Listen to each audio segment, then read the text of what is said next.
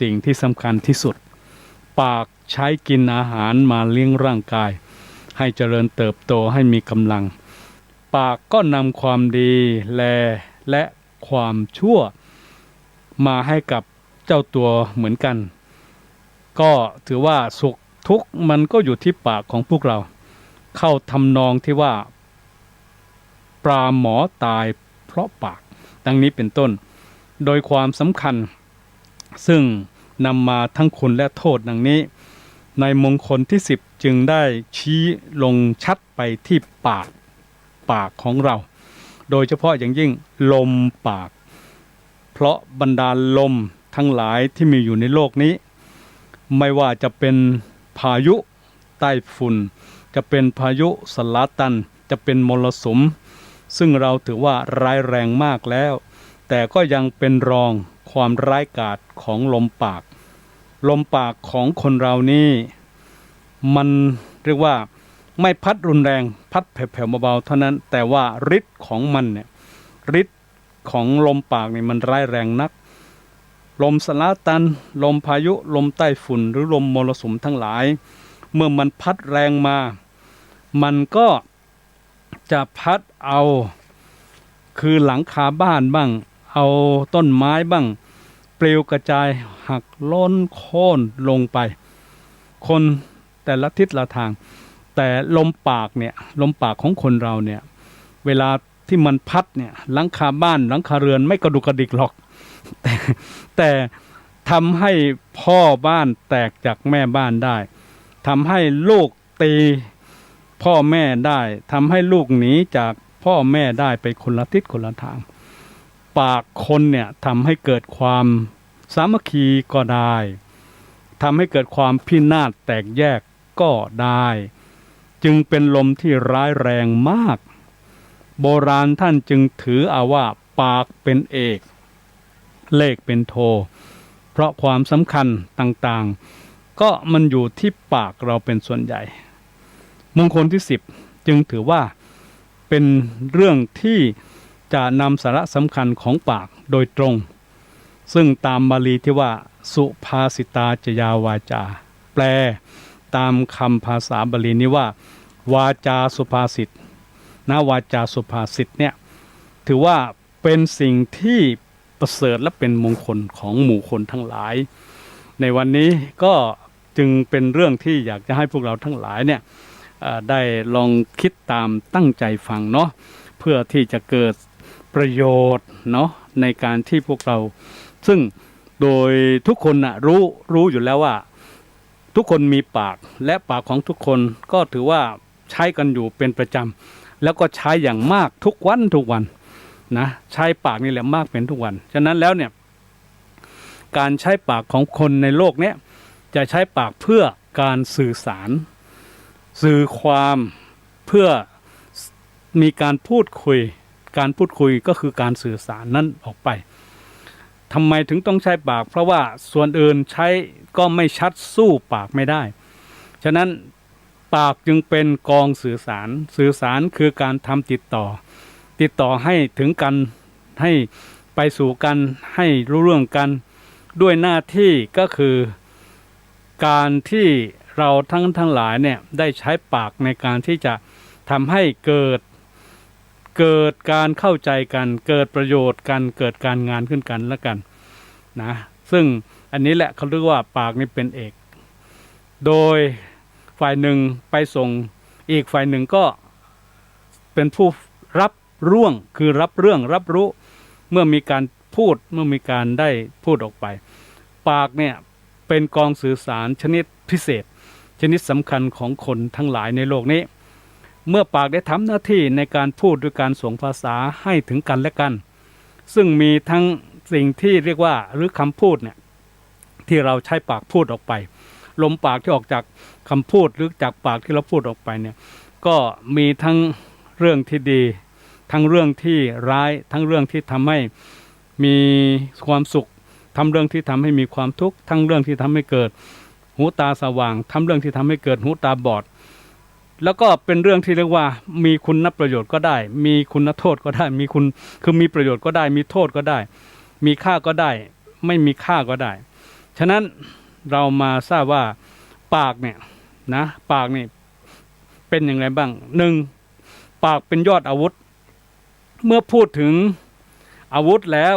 นะหมายถึงอาวุธต่างๆที่อยู่ในโลกนี้เนาะจะเป็นปืนเป็นมีดเป็น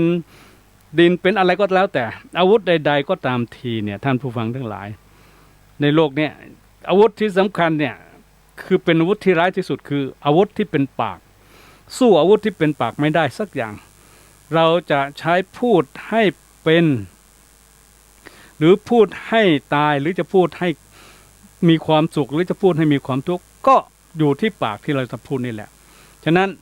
มีปราชญ์ท่านประพันธ์ไว้ว่าอาวุธใดในพิภพไม่ลบปากถึงน้อยมากพันฟาดขาดเป็นศิลจะเป็นตายดีร้ายจะขายกินในโลกสิ้นสามภพจบวาจาคมสามารถสัตราสิ้นทั้งหมดฉันว่ารสเสน่ห์ลมนั่นคมกว่าหากจะเฉือนเลือดเนื้อเอาเกลือทาชาวโลกาเห็นแท้ว่าแผลตายคมวาจาถ้าหากจะถากถางให้เห็นทางแทบถึงซึ่งชิบหายบางทีก็พอช้ำระกำกายบางคนตายด้วยรถ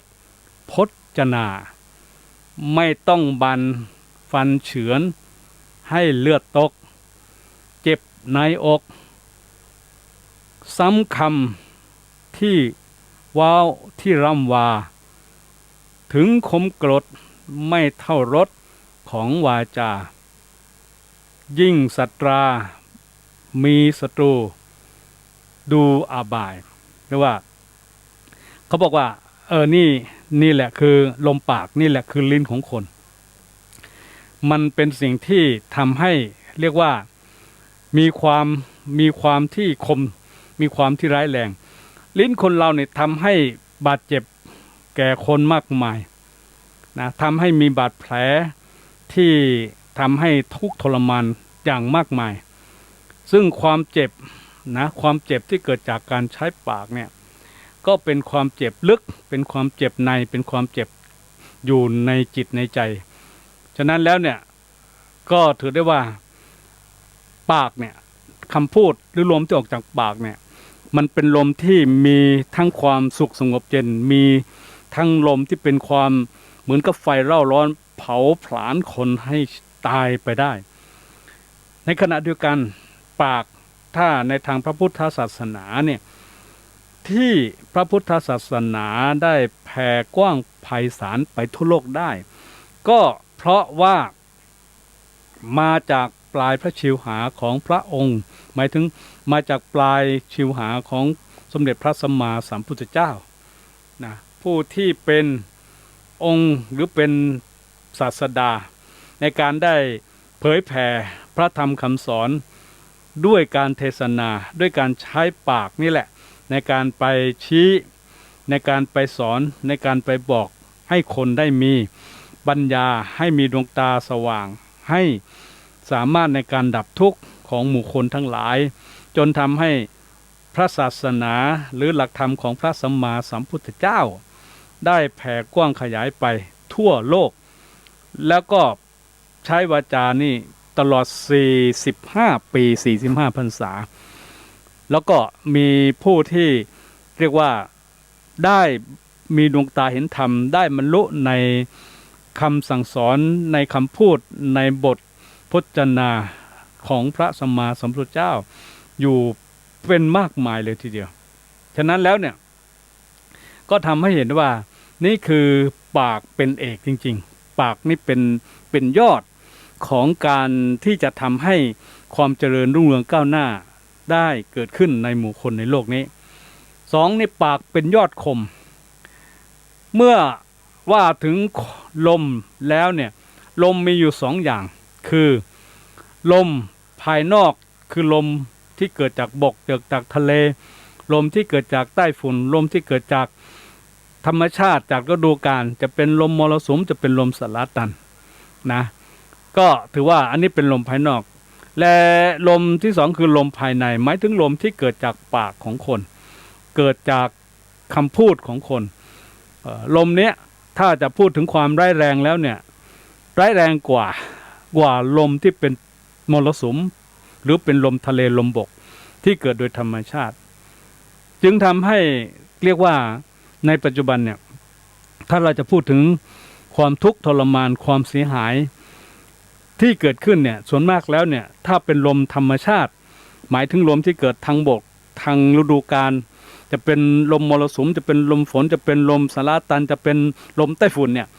มันจะไม่ได้เกิดตลอดปีเนาะมันจะมาเป็นฤดูของมันเป็นเดือนของมันเมื่อถึงเวลามันก็เกิดมันก็จะมามันก็จะมีความเสียหายเกิดขึ้นบ้างแต่ก็ไม่ทั้งหมดไม่ทั่วโลกนะไม่ทั่วโลกไม่ทั่วจังหวัดไม่ทั่วบ้านในขณะที่ความเสียหายที่เกิดจากลมปากของคนเราเนี่ยมันเกิดทุกวันลมตัวนี้ลมปากเนี่ยมันเกิดทุกวัน มันทำให้หมู่คนทั้งหลายทั่วโลกมีความเดือดร้อนวุ่นวายมีความทุกข์ทรมานแล้วก็เกิดความก็เรียกว่าเกิดปัญหาอย่างมากมายอยู่ทุกวันไม่เลือกฤดูกาลไม่เลือกกลางวันไม่เลือกกลางคืนด้วยซ้ำไป คือมันเกิดได้ทั้งตลอดตลอดวันตลอดคืนตลอดฤดูตลอดปีนี่คือเขาเรียกว่าเป็นลมที่ถือว่ามีความคมแล้วก็เป็นลมที่ถือว่ายอดคมจริงๆทำไมถึงเป็นอย่างนั้นปราชญ์ผู้รู้ท่านได้ประพันธ์เป็นคำให้คติสอนใจพวกเราไว้ว่าเป็นมนุษย์สุดนิยมเพียงลมปากจะได้ยากหอยหิวเพราะฉิวหาแม้นพูดดีมีคนเขาเมตตาจะพูดจาจงพิเคราะห์ให้เหมาะความจะว่าขมอะไรในพิภพอาจไม่ลบบรเพชรที่เข็ดขมถึงดาบคมก็ไม่สู้อารมณ์คมจะว่าลมปากนี้มากแรงอันขมอื่นมีดื่นในพื้นล่าลดไม่กล้าเหมือนขมลิ้นคมแหลมรสอื่นคมรสลิ้นคมขมเจ็บที่เหน็บแนมเข้าร้อนแรมหนักหนมอกตรมตรอมแม้นหวานอื่นมีดื่นหลายหมื่นแสนไม่เหมือนแม้นไม่เหมือนแม้นในสิ่งที่เรียกว่าไม่เหมือนแม้นคำขานที่หวานหอมรสคำหวานหวนชวนประนอมสามารถน้อมจิตร้ายให้กลายดี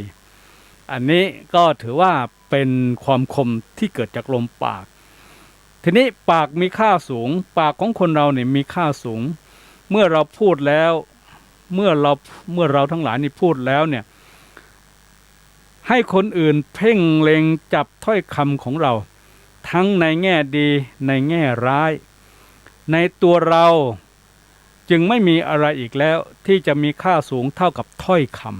ำเหมือนในตัวช้างก็ไม่มีอะไรคือไม่มี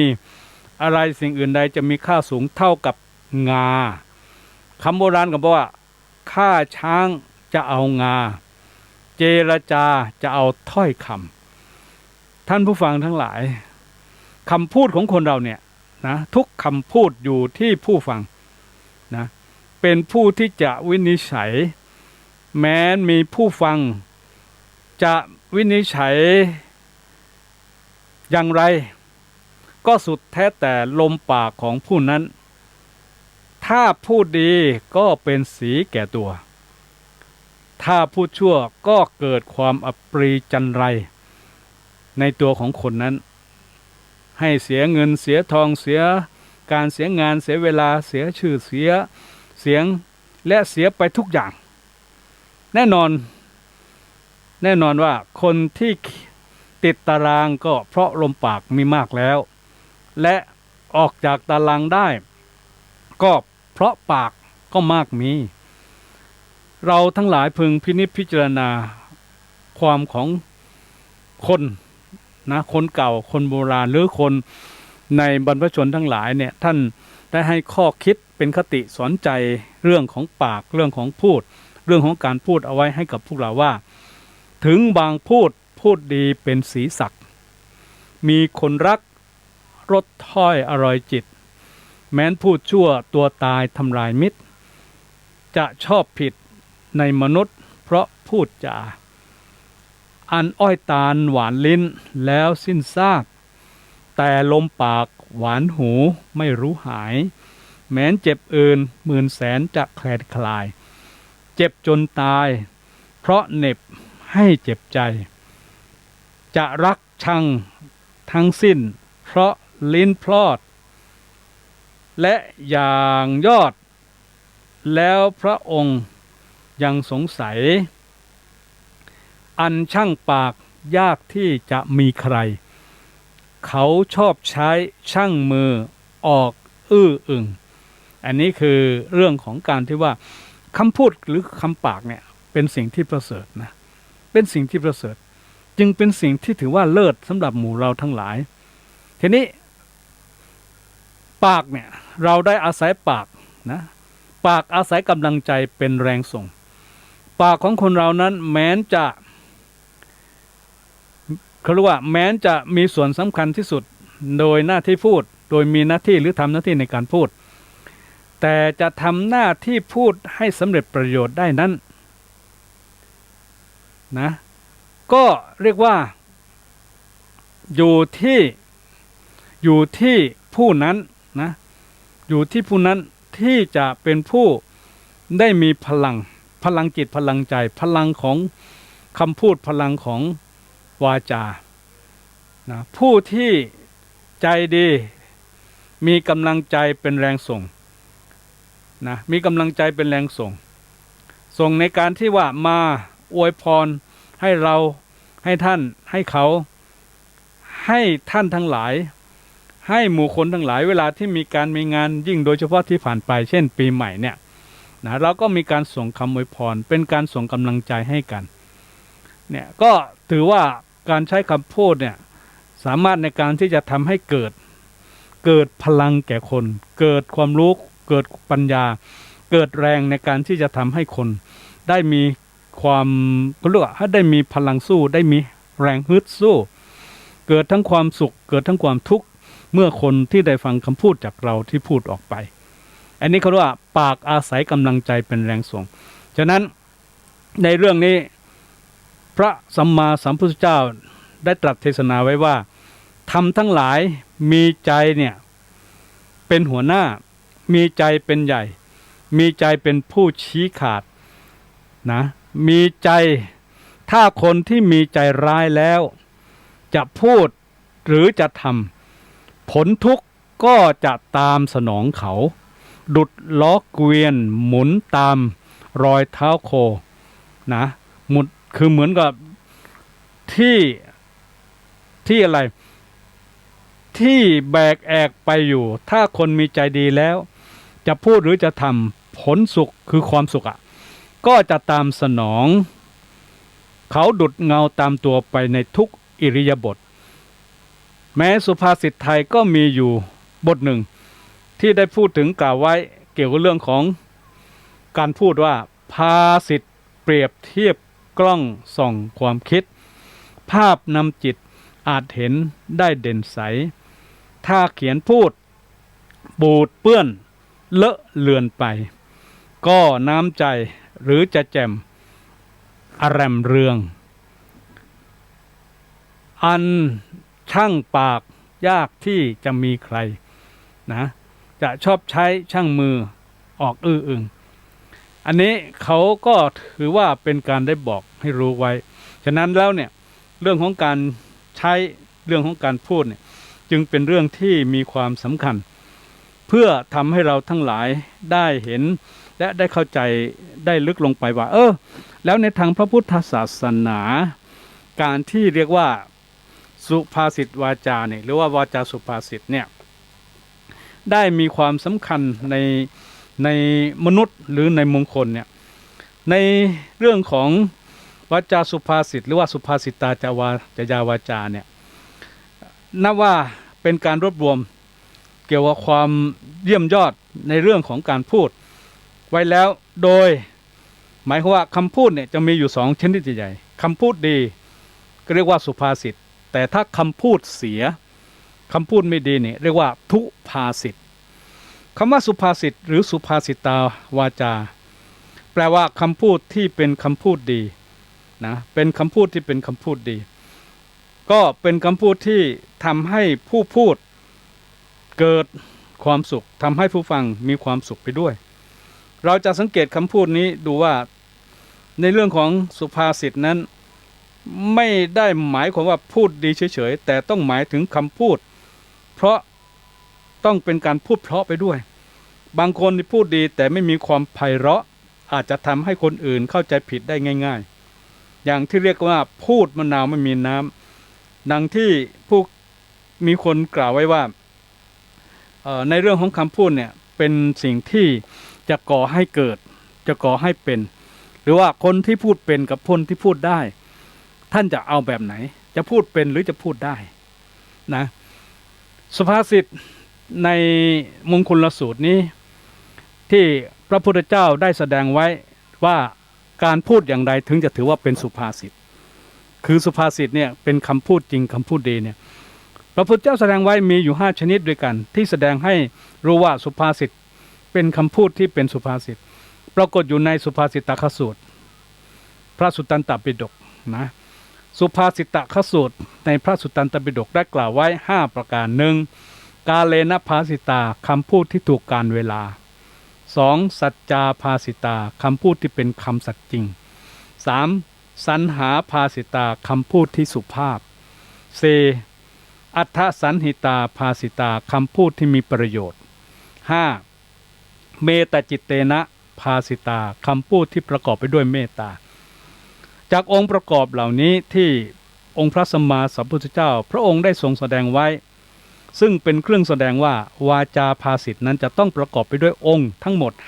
5จะขาดอย่างใดอย่างหนึ่งไม่ได้ไม่สมบูรณ์ซึ่งต่อไปนี้เราจะได้ศึกษาทำความเข้าใจในหัวข้อธรรมะดังที่กล่าวไปใน5เนี่ยนะใน5ประการ1กาเลนะภาสิตาคำพูดที่ถูกกาลเวลาท่านผู้ฟังทั้งหลายทุกวันเนี่ยเวลาที่เราพูดจาอะไรกันเนี่ยถามว่าเราเคยคำนึงไหมว่าเวลาตอนเช้าจะพูดอย่างไรเวลาตอนกลางวันจะพูดอย่างไรเวลาตอนเย็นจะพูดอย่างไรเวลาไปทำงานจะพูดอย่างไรเวลากินข้าวเวลาทานอาหารจะพูดอะไรยังไงเวลาพบเจอกันจะพูดอะไรกันยังไงคือในความหมายขององค์ประกอบในข้อนี้มีความหมายถึงว่าการที่เราจะพูดอะไรนั้นประการแรกเลยทีเดียวเนี่ยเราต้องดูการเวลาดูกาลเทศะกาลเทศะหมายถึงอะไรหมายถึงเวลาและสถานที่เพราะถ้าเราไม่ดูการคือไม่ดูเวลาและไม่ดูสถานที่แล้วเนี่ยบางทีความหวังดีของเราก็จะกลายไปเป็นโทษเป็นภัยเกิดขึ้นก็ได้จะเข้าทำนองที่ว่าทำคุณบูชาโทษนะหรือทำคุณไม่ขึ้นในทำนองนี้แหละด้วยเหตุนี้ท่านจึงต้องให้เราดูเวลาเสียก่อนว่าเวลานี้เราควรพูดหรือไม่ควรพูดและสถานที่อย่างนี้สถานที่ตรงนี้เราจะควรพูดหรือไม่ควรพูดนะเรื่องของการพูดที่ถูกตามกาลเวลาสถานที่นี้พระพุทธเจ้าของเราได้ตระหนักถือเป็นเรื่องสำคัญมากดังที่พระพุทธองค์ได้ตรัสไว้ในมัชฌิมานิกายมัชฌิปัญลนาถนะปัญนาถเนี่ยอภัยราชกุมารซึ่งเป็นพระสูตรหนึ่งที่อยู่ในมัชฌิมาปัญนาถเนี่ยที่ชื่อว่าอภัยราชกุมารสูตรสุตตัมปิฎกปรากฏกล่าวไว้ว่าวาจาที่ไม่จริงไม่แท้ไม่ประกอบด้วยประโยชน์และวาจานั้นไม่เป็นที่รักไม่เป็นที่ชอบใจของผู้อื่นพระตถาคตจะไม่กล่าววาจานั้นอันหนึ่งพระตถาคตย่อมรู้ว่าวาจาที่จริงที่แท้แต่ไม่ประกอบไปด้วยประโยชน์และวาจานั้นไม่เป็นที่รักไม่เป็นที่ชอบใจของผู้อื่นพระตถาคตจะไม่กล่าววาจานั้นอีกตถาคตย่อมรู้วาจาที่จริงที่แท้และประกอบไปด้วยประโยชน์แต่วาจานั้นไม่เป็นที่รักไม่เป็นที่ชอบใจของผู้อื่น ในข้อนั้นตถาคตย่อมรู้การที่จะพยากรณ์วาจานั้นๆตถาคตย่อมรู้วาจาที่ไม่จริงไม่แท้ไม่ประกอบด้วยประโยชน์แต่วาจานั้นเป็นที่รักที่ชอบใจของผู้อื่นตถาคตไม่กล่าววาจานั้นๆตถาคตย่อมรู้วาจาที่แท้จริงไม่ประกอบด้วยประโยชน์แต่วาจานั้นเป็นที่รักที่ชอบใจของผู้อื่นตถาคตจะไม่กล่าววาจานั้นๆอันหนึ่งพระตถาคตย่อมรู้วาจาที่จริงที่แท้และประกอบไปด้วยประโยชน์และวาจานั้นเป็นที่รักเป็นที่ชอบใจของผู้อื่นในข้อนั้น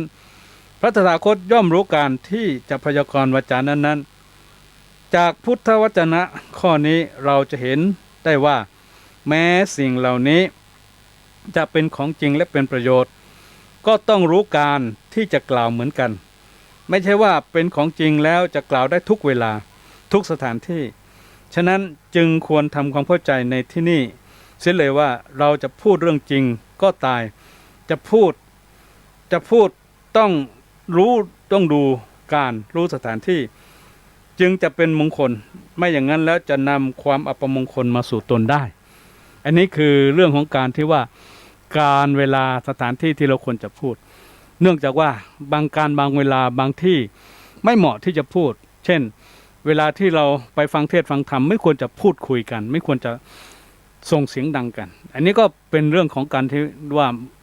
ไม่รู้จักเวลาไม่รู้จักสถานที่หรือเวลาที่เราเข้าไป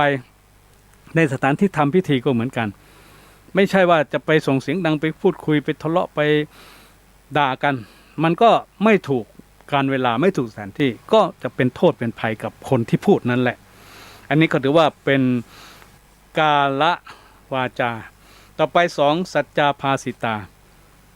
สัจจาภาสิตาเนี่ยคือความหมายในคนนี้หมายถึงวาจาที่เป็นความจริงคำว่าสัจจาวาจานี้มีความหมายอยู่2อย่างด้วยกันนะ1เรื่องที่พูดต้องเป็นความจริง2เจตนาของผู้พูดก็พูดด้วยใจจริงไม่ใช่แกล้งหรือสับปะหลักตลกตะแรงพูดคลุมเครือขอให้สังเกตดูว่าทัศนะในทางพระพุทธศาสนานั้นนิยมความจริงเฉพาะเรื่องที่พูดนั้นคำพูดที่ถือว่าดีและถูกต้องทุกกรณีจะต้องมีความจริงเป็นหลักถ้าความจริงไม่ปรากฏหรือความจริงไม่จริงแล้วจะพูดอย่างไรก็เอาดีไม่ได้ลักษณะที่เป็นคำพูดที่เรียกว่าความเท็จหรือมุสานั้นมีอยู่7วิธีด้วยกันถ้าเราจะจับจุดหรือจะจับดูว่าไอ้คนนี้คนนั้นพูดเป็นความจริงหรือความเท็จเราจะมีหลักจับอยู่7ผู้ปดคือคนพูดเนี่ยพูดโกหกชัดๆไม่รู้ก็บอกว่ารู้ไม่เห็นก็บอกว่าเห็นอันนี้คือพูดโกหกหรือว่าพูดปดนะ2ทนสาบานก็คือกลบความจริงด้วยการทนสาบานทั้งที่เป็นความจริงที่ตนเองทำผิดแต่ก็ทนสาบานว่าไม่ผิดฉันไม่ได้ทำอันนี้ก็ถือว่าให้ไปสาบานอย่างนั้นอย่างนี้ก็ได้ทั้งที่ความผิดตัวเองพูดแล้วแต่ไม่อยากรับผิดก็เลยไปหาการที่จะให้พ้นด้วยการไปสาบาน3ทำเล่ก็คือพูดอวดอ้างคุณวิเศษเกินความจริงเป็นคนที่ไม่มีความวิเศษไม่มีความเป็นเลิศแต่ก็พูดในตัวเองว่าเป็นคนเลิศเยี่ยมเป็นคนวิเศษไปอวดอ้างความอัศจรรย์หรือความเป็นมนต์เป็นศิษย์อะไรของเขาอันนั้นก็ถือว่าเป็นการพูดที่เป็นเล่ห์มารยาการที่หมู่คนบางคนชอบพูดมารยาก็คือว่าหลอกลวงคนอื่นด้วยอาการด้วยมารยาด้วยอากัปกิริยาอาการเหมือนกับว่าตัวเองเนี่ยทำความผิดแล้วแต่ก็ไม่ยอมรับผิดหรือบางทีเนี่ยเวลาที่ตัวเองจะพูดให้คนอื่นไปด่าคนอื่นจะทำให้สงสารก็มาพูดให้แบบว่าเหมือนกับว่าพูดอ้อนอ้อหรือว่าพูดอ้อนวอนอะไรพวกนี้ก็คือเป็นการที่ว่าไอ้คนพูดที่ทำผิดทำชั่วไว้แล้วเนี่ยแต่พอจะให้พ้นจากความหลุดพ้นจากความผิดหลุดพ้นจากกฎหมายหลุดพ้นจากการถูกจับถูกทำร้ายก็มักจะไปพูดอ้อนวอนไปพูดอ้อนซึ่งเป็นการพูดที่เรียกว่าเป็นมายา5ทำเล่ห์ก็คือคำพูดที่คลุมเครือทำให้คนอื่นเข้าใจผิดแทนที่จะพูดให้ชัดแจ้งไปเลยแต่ก็ไปพูดด้วยกันมาผสมปนเปด้วยกันไปเสริมเติมแต่งด้วยกันไปใส่ไข่ใส่อะไร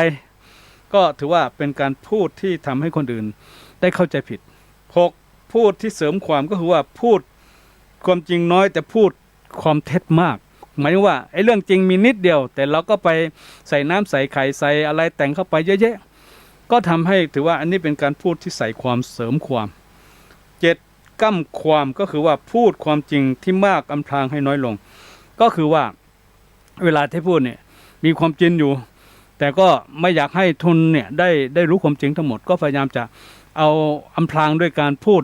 คลิบเคียงแถถูไถเพื่อไม่ให้คนได้เข้าใจความจริงก็ถือว่าอันนี้ก็เป็นคำพูดที่เป็นเรื่องของความเป็นสัจจาภาสิตาถ้าเราจะมองดูคำพูดมุสาเนี่ยมีอยู่7แบบด้วยกันเห็นจะไม่ต้องอธิบายเพราะเป็นคำพูดที่เข้าใจง่ายอยู่แล้วจากที่ได้ยกมาใน7ประการว่าพูดปดทนสาบานพูดเล่พูดมายาพูดทำเล่พูดเสริมความและพูดกรรมความอันนี้เขาถือว่าเป็นการพูดที่ไม่เป็นความสัตย์จริง 3. สรรหาภาสิตาคำพูดที่สุภาพลักษณะที่3คำพูดที่สุภาพหมายของว่าคำพูดที่พูดออกมานั้นเป็นคำสุภาพตามภาษาบาลีท่านบอกว่าสรรหานี่แปลว่าเกลี้ยงเกลาละมุมละม่อมคือละมุนละไมหรือราบเรียบถือเอาความไทยๆว่าคำพูดที่สุภาพคือคำพูดดีๆคำพูดที่ออกมานั้นมีทั้งดีและไม่ดีจึงต้องวางหลักเกณฑ์ให้รู้ว่าอย่างไหนดีและอย่างไหนไม่ดี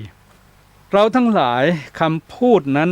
ที่เราพูดว่าคำพูดสุภาพนั้นตรงกับคำพูดคำหยาบหมายความว่าคำพูดที่ไม่ใช่คำหยาบทั้งหมดนั่นเองเรียกว่าเป็นคำสุภาพถ้าหากว่าคำไหนที่เป็นคำพูดที่หยาบกาดเกลื่อนหรือเป็นคำพูดที่ว่าในสิ่งที่มันฟังไม่ได้เนี่ยที่ถือว่าเป็นคำพูดหยาบโดยท่านได้วางหลักเกณฑ์ของคำพูดหยาบคายมีอยู่6ชนิดด้วยกันเราก็ลองดูว่าคนไหนถ้าพูดแบบนี้ถือว่าคนนั้นพูดแบบหยาบคายพูดแบบไม่สุภาพ 1. คำด่าเป็นคำพูดกดให้คนเขาตกต่ำทำให้คนเขาตกอกตกใจทำให้คนเขาเสียใจเขาเป็นคนที่เรียกว่าคือคำพูดด่านี่เป็นการทำให้คนอื่นเนี่ยได้เสียหายทำให้เขาได้เสียอกเสียใจทำให้เขาได้เสียผู้เสียคนทำให้เขาได้เสียศักดิ์ศรีทำให้เขาได้เสียประโยชน์อันนี้เป็นคำด่าคำประชดคือคำพูดยกย่องให้สูงเกินเหตุสูงเกินเหตุสูงเกินผลสูงเกินความเป็นจริงเพราะคำพูดที่เป็นคำพูดประชดนี่เป็นคำพูดที่ถือว่าไม่ปรารถนาดีเป็นการพูดที่หวังประโยชน์ตอบแทนหรือหวังสิ่งที่จะเป็นความปรารถนาที่อยากจะได้รับคำพูดกระทบก็คืออยากเขาเรียกว่าเป็นคำพูดอยากว่าคนโน้นแต่ใครไปพูดอีกเรื่องอื่นให้พูดถูกว่านั้นคิดเอาเองเช่นคนเตี้ยก็จะพูดว่าไหนกระเทียมคนพูดหมายถึงคุณพูดถึงคนที่น้อยกว่าต่ำกว่าหรือว่าวันนี้ทำไมดูอ้วนจังทั้งที่คนนั้นผอมเป็นโรคอย่างนี้เป็นต้นก็เป็นคำพูดกระทบก็เป็นคำพูดที่จัดอยู่ในคำที่ไม่สุภาพคำพูดแดกดันหมายความว่าไงคำพูดกระแทกแดกดันซึ่งเรามักจะพูดควบกันไปว่ากระแทกแดกดันเช่นจะกินอะไรก็ให้นอนคือจะกินอะไรหรือให้นอนก็บอกมาอย่าแดกดันคืออย่าให้กินข้าวหรือบอกว่าคือเป็นคำพูดที่ไม่สุภาพเป็นคำพูดที่ไม่สุภาพไม่ดีอย่างคำว่าแดกเสียทีสิอะไรงี้เป็นต้นอันนี้ก็เป็นคำพูดที่ถือว่าเป็นคำพูดกระแทกแดกดัน 5. คำต่ำก็คือคำระคายหูสุภาพชนเนี่ยไม่นิยมใช้คำว่าไอ้อีมึงกูทั้งนี้หมายความคือหมายว่าความนิยมของสุภาพชนนั้นเป็นเกณฑ์หากคำเหล่านี้เป็นคำที่นิยมอยู่ในเวลานั้นก็ไม่หยาบเช่นคำว่ากูโดยในสมัยโบราณก็ใช้คำว่ากูมึงนี่เป็นต้นนี่คือในยุคสมัยโบราณแต่ในยุคสมัยปัจจุบันหลายคนก็ยังรับไม่ได้กับคำว่ามึงกูเพราะถือว่ามันไม่ใช่ยุคโบราณ 6. คำสบถคำสบถคือคำแช่งหักชักกระดูกเช่นเรื่องหามากินหรือว่าหามากินเรียกผีมากินหรือใช้คำว่าไอชิบหายตลอดจนคำคาดคั้นที่เกินดีเช่นให้หมามากัดคออย่างนี้เป็นต้นนะคำเหล่านี้เป็นคำสบถตกลงแล้วคำว่าคำด่าก็ดีคำประชดคำกระทบคำแดกดันคำต่ำ คำสบทรวม6คำนี้เป็นคำหยาบคายฉะนั้นผู้ที่มีความต้องการจะเป็นผู้กล่าววาจาสุภาษิตพึงละเว้นคำเหล่านี้เสียเพื่อจะทำให้เรานั้นจะถือว่าพูดวาจาสุภาษิต4โทษที4อัฏฐสัญญาหิตาภาสิตาคำมีประโยชน์คำมีประโยชน์เป็นยังไงลักษณะที่สี่ของวาจาภาษิตก็คือว่าคำนั้นมีประโยชน์ไม่ใช่คำที่ไร้ประโยชน์ถึงแม้จะเป็นคำจริงคำสุภาพแต่ก็เป็นคำพูดที่ไม่มีประโยชน์ก็ใช้ไม่ได้ประโยชน์ที่ว่านี้หมายถึงผลดีหมายความว่าผู้พูดได้พูดคำนี้แล้วผลดีบังเกิดแก่ผู้พูดฝ่ายผู้ฟังเมื่อได้รับฟังคำนั้นแล้วก็จะได้รับผลดีในคำพูดจากผู้พูดอย่างน้อยก็ดีกันทั้งสองฝ่ายคือดีกว่าที่ไม่ได้ฟังเช่นคำที่เป็นคำวาจาสุภาษิตต่างๆหรือคำข้อคิดคติเตือนใจต่างๆก็ถือว่าเป็นคำที่เป็นคำพูดที่เป็นประโยชน์ทั้งผู้ที่พูดและผู้ที่ได้ฟังคำที่พูดนั้นก็ถือว่าอันนี้เป็นคำพูดที่อยู่ในวาจาสุภาษิต5เมตตาจิตเตนะภาสิตาคำพูดประกอบไปด้วยเมตตา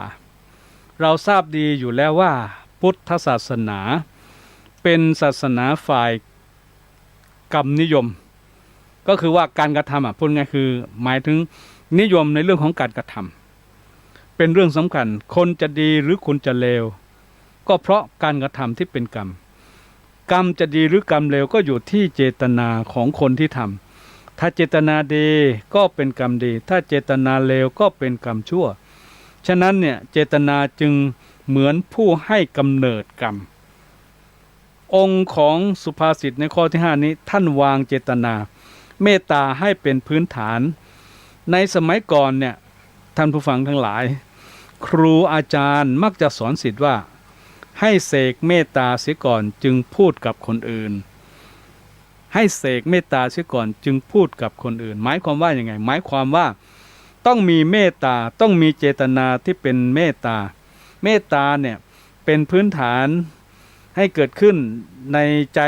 ในคำที่จะพูดเสียก่อนที่จะพูดออกไปคือหวังความดีความงามความเจริญแก่ผู้ที่เราจะพูดด้วยไม่ใช่พูดเพื่อหวัง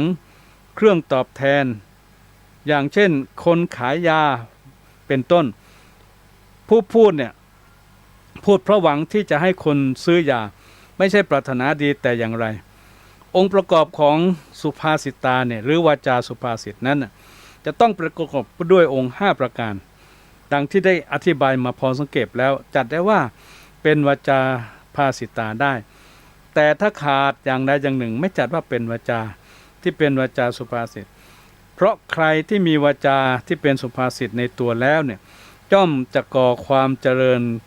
ก้าวหน้าให้แก่ตนนะแล้วก็เป็นที่รักของเพื่อนฝูงหมู่คนนะผู้บังคับบัญชา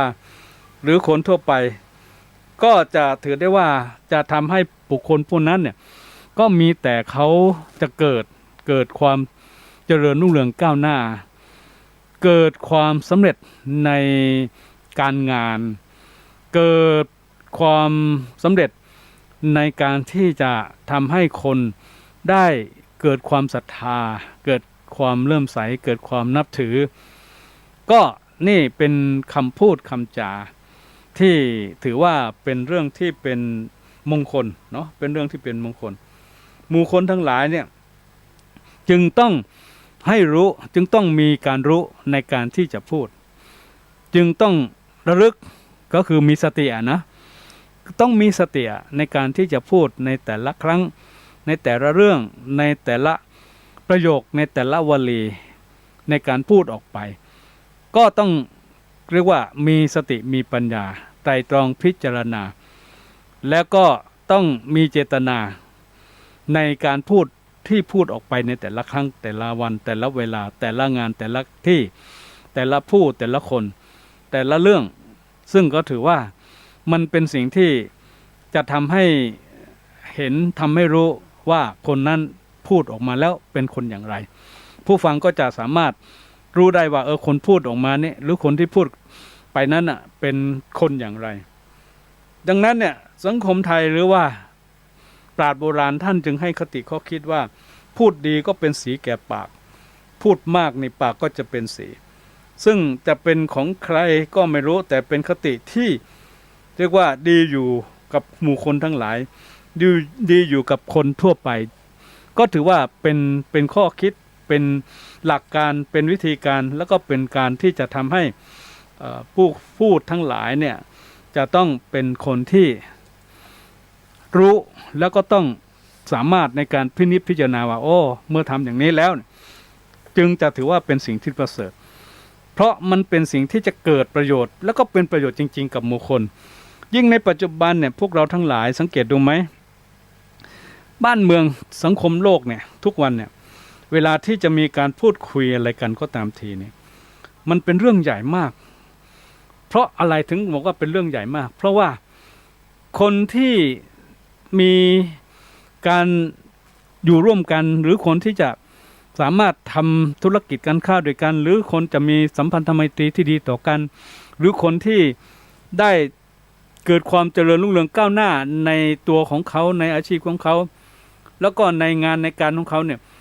เกิดขึ้นจากการที่ใช้ปากในการพูดเกิดขึ้นจากการใช้วาจาในการแสดงออกหรือในการส่งออกไปมันจึงเป็นสิ่งที่เรียกว่าถ้าหากคนไหนก็แล้วแต่นะใครก็แล้วแต่เวลาที่ได้มีโอกาสเวลาที่ได้มีการกระทำหรือเวลาที่ได้มีการไปที่ไหนก็แล้วแต่หากว่าเขาเป็นผู้ที่ใช้หมายถึงว่าใช้วาจาหรือใช้คำพูดที่เกิดที่มีจากตัวเขาแล้วทำให้เขานั้นสามารถในการที่จะประสบความสำเร็จในชีวิตได้ในอาชีพการงานของเขาได้ในการที่จะทำให้เขาอยู่ร่วมกับคนอื่นเขาได้ในการที่จะทำให้เขาได้เกิดความรุ่งเรืองก้าวหน้าในการงานหรือในตัวของคนคนนั้นได้เนี่ยมันขึ้นอยู่กับคำพูดของเขาขึ้นอยู่กับข้อความที่เขาพูดออกไปขึ้นอยู่กับเรื่องของจิตใจเจตนาที่เขาได้แสดงออกไปขึ้นอยู่กับประโยควลีหรือประโยคคำพูดที่เขาได้แสดงที่ได้พูดออกไปซึ่ง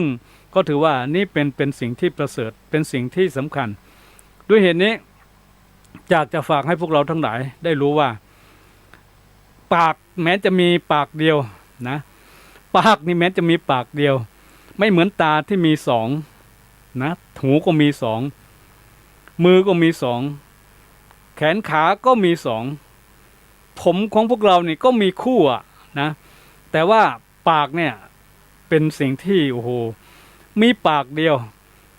นี่คือสิ่งที่บอกว่าเมื่อเป็นอย่างนี้หลักของคนโบราณจึงฝากให้พวกเราได้รู้ว่าดูให้มากฟังให้มากทำให้มากคิดให้มากมีสติปัญญาให้มากแล้วก็พยายามพูดให้น้อยกินพอดีพอประมาณแล้วก็ใช้ปากเนี่ยพยายามใช้ด้วยการมีสติมีปัญญาอย่าใช้พร่ำเพรื่ออย่าใช้จนทำให้เกิดโทษเกิดความเสียหายเกิดเป็นโรคเป็นภัยเกิดเป็นความทุกข์ร้อนเข้ามาในตัวนี่ก็ถือว่าเป็นการสอนเพื่อจะให้สติเป็นการบอกเพื่อจะให้ปัญญากับเราท่านทั้งหลายในการที่เรียกว่าเราเนี่ยเป็นผู้ที่ได้ใช้ปากอย่างมากมายจากการที่ได้พูดในแต่ละครั้งแต่ละวันแต่ละเวลาแต่ละที่ซึ่งหมู่คนทั้งหลายเนี่ยก็ถือได้ว่าแต่ละคนก็มีปากด้วยกันเนาะแล้วก็หลายคนก็ใช้ปากทุกวันเนี่ยพวกเราเคยจำไหมว่าพวกเราเคยนับไหมว่าวันหนึ่งพวกเราพูดกี่คำวันหนึ่งเนี่ยเราได้ใช้การพูดไปกี่คำกี่วลีมีใครเคยขีดเคยเขียนเคยจดบันทึกเคยจำไว้บ้างไหมถ้าเราได้เคยขีดเคยเขียนเคยจดบันทึกหรือเคยบันทึกเอาไว้เนี่ยเราลองนับดูเนาะว่าโอ้บางครั้งบางทีเราแทบจะไม่เชื่อว่าเราเนี่ยวันหนึ่งเราพูดจนเรียกว่าโอ้โหมันเป็นพันคำมันเป็นบางครั้งนี่เป็นหมื่นคำโอ้ไม่น่าเชื่อซึ่งตรงนี้แหละเ เป็นการที่จะทำให้เราได้รู้จักว่าการที่เราทั้งหลายในฐานะที่เป็นผู้มีปากเนาะในฐานะที่เป็นผู้มีปากเราต้องระมัดระวังแม้นปากจะมีแค่ปากเดียวตรงนี้ก็ธรรมชาติได้บอกให้เราได้เป็นคติสอนให้เราเบื้องต้นคร่าวๆว่าขอให้พูดน้อยขอให้กินน้อยขอให้ใช้ปากให้น้อยแล้วก็ขอให้จงเป็นผู้ที่ระมัดระวังปากให้มากเนาะระมัดระวังปากให้มากระมัดระวังในการที่จะใช้ปากในการไปทำหรือไปกินหรือจะไปพูดให้น้อยอย่าพูดให้มากเนื่องจากว่าความทุกข์ความสุขเนี่ยมันเกิดจากปากนี่มากมายเหลือเกินมากมายมากซึ่งก็ถือว่าอันนี้แหละเป็นสิ่งที่อยากจะให้ทุกคนเนี่ยได้พินิจพิจารณาดูว่าเมื่อเราทั้งหลายได้รู้ได้คิดอย่างนี้ก็ขอให้เราทุกคนเนี่ยลองมาพินิจพิจารณาเพื่อจะทำให้การที่เราจะใช้ปากของเราเนี่ยให้มันเป็นสิ่งที่ก่อให้เกิดพลังก่อให้เกิดประโยชน์ก่อให้เกิดความสุขก่อให้เกิดความเจริญก้าวหน้าและก่อให้คำพูดคำจาของเราเนี่ยเป็นการให้แสงสว่างเป็นการให้ปัญญาเป็นการให้ความสุขเป็นการให้ความเจริญเป็นการดับปัญหาเป็นการดับทุกข์เพื่อให้ประสบแต่สิ่งที่เป็นความสุขเพื่อให้ประสบแต่สิ่งที่เป็นความเจริญนี่คือเรื่องของปากฉะนั้นเนี่ยพูดแต่ละครั้ง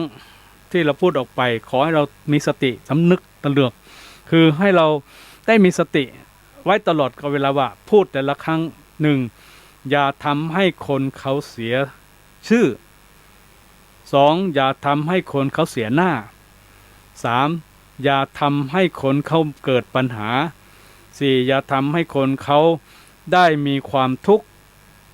และสำคัญคืออย่าทำให้เขาโง่เขลาอย่าทำให้เขาขาดปัญญาทำไมถึงพูดอย่างนี้ก็เพราะว่าการที่ว่าพูดแต่ละครั้งอย่าทำให้คนเขาเสียหายเนื่องจากว่าไม่มีใครหรอกที่จะไปทำให้คนอื่นเขาเสียหายไม่มีใครหรอกที่อยากจะให้คนอื่นเข้ามาทำให้ตัวเราเสียหายดังนั้นเนี่ยเมื่อเขาก็ไม่ต้องการให้เกิดความเสียหายเราในฐานะที่เป็นคนที่จะทำให้หรือจะพูดให้เขาเราก็ควรจะต้องอย่าพูดให้เขาเสียหายไม่ว่าจะเป็นเรื่องนั้นจะมีเรื่องจริงหรือไม่จริงจะเป็นเรื่องที่ดีหรือไม่ดีก็คือเราก็ไม่ต้องไปพูดฉะนั้นเนี่ยเวลาที่เราจะพูดเรื่องอะไรถ้าเป็นเรื่องของคนโน้นคนนี้ซึ่งมันเป็นเรื่องที่จะก่อให้เกิดทั้งความสุขทั้งความทุกข์จะทำให้เกิดความเสียหายจะทำให้เกิดความเจริญรุ่งเรืองก้าวหน้าเนี่ยขอให้เราได้มีเมตตาด้วยเหตุนี้เนี่ยเวลาที่จะมีการพูดแต่ละครั้งละคราวเนี่ยจึงจะต้องให้เราทั้งหลายได้มีจิตนะมีจิตกุศลอยู่บนพื้นฐานของการเป็นผู้มีความเมตตาเวลาจะพูดกับพ่อกับแม่โดยเฉพาะคนเป็นลูกก็ต้องพูดด้วยความเมตตาพ่อแม่ด้วยความเคารพพ่อแม่ด้วยความให้พลังกับพ่อแม่เหมือนกันพ่อแม่จะพูดกับลูกพ่อแม่ก็พูดด้วยความเมตตาพูดด้วยความรักพูดด้วยความกรุณาพูดด้วยความปรารถนาดีพูดเพื่อให้เกิดสติปัญญาพูดเพื่อทำให้เกิดความรู้ความสามารถพูดเพื่อจะสร้างให้เขาได้มีความสุขเนี่ยซึ่งตรงนี้เป็นเรื่องที่เรียกว่าในส่วนที่ลูกกับพ่อแม่ในขณะเดียวกันคนที่เป็นเพื่อนกันก็ต้องพูดด้วยการที่ปรารถนาดีเมตตาต่อกันช่วยเหลือเกื้อกูลกันคือในการพูดแต่ละครั้งเนี่ยพยายามพูดให้เกียรติให้ศักดิ์ศรีให้กำลังใจให้ความสุขไม่ต้องพูดเท็จไม่ต้องพูดกระแทกแดกดันไม่ต้องพูดกระทบกระแทกไม่ต้องพูดสีไม่ต้องพูดคำหยาบไม่ต้องพูดคำเพ้อเจ้อเพราะว่าคำเหล่านั้นมันก็ไม่ทำให้เกิดเป็นประโยชน์กับคนฟังก็ไม่ชอบที่อยากจะฟังคำอย่างนั้นมันไม่เกิดประโยชน์กับเราด้วยแล้วเราก็ถือว่ามันก็เป็นคำไม่ดีพวกเราก็รู้แต่ที่พูดออกไปเนี่ยก็เพราะว่าเราไม่มีความเมตตาเราขาดสติไปหรือบางทีมีเจตนาดีแต่ไม่มีเมตตาถึงมีเมตตาก็ไม่ได้เกิดสติมันจึงทำให้การพูดคำหยาบที่ได้พูดออกไปก็มากพูดที่เป็นพูดปดโกหกก็มากพูดที่เป็นคำพูดเพ้อเจ้อก็มากพูดที่เป็นคำนินทาว่าร้ายก็มากซึ่ง อันนี้แหละมันทำให้มีความเขาเรียกว่าไม่เกิดความไว้วางใจกัน ไม่เกิดความเคารพเชื่อมั่นซึ่งกันและกันด้วยเหตุนี้เมื่อพวกเราท่านทั้งหลายในฐานะที่ได้มีคือเขาเรียกว่าปากเนาะได้มีปากแล้วก็สามารถที่จะพูดอะไรที่เกิดจากปากก็อยากจะฝากพวกเราทั้งหลายว่าวาจาสุภาษิตซึ่งเป็นการพูดคำสัตย์คำที่เป็นสุภาษิตสุภาษิตนี่เป็นคำที่มีความดี